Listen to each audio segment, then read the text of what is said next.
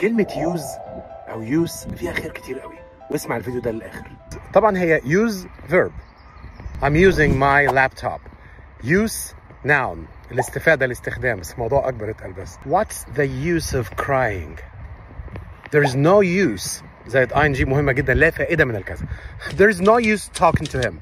He's too stubborn. وطبعا مفيد يعني useful، والاستفادة نفسها usefulness، وعديم الفائدة useless.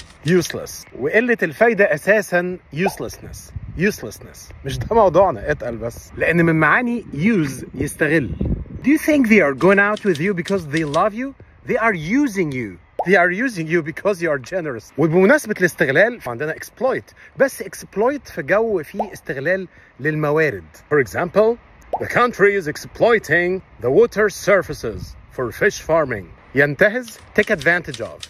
ممكن في الخير أو في الشر، يعني مثلا I need to take advantage of my free time and raise my fitness. أو انتهزوا غيابي وعملوا حفلة. They took advantage of my absence and gave a party. في عندنا بقى use إن إحنا نحط لها up تبقى abuse معناها يسيء استخدام، بالذات إساءة استخدام السلطة abusing power. For example, the ex-manager was imprisoned for abusing power and taking bribes. من غير ما يقسم معانا.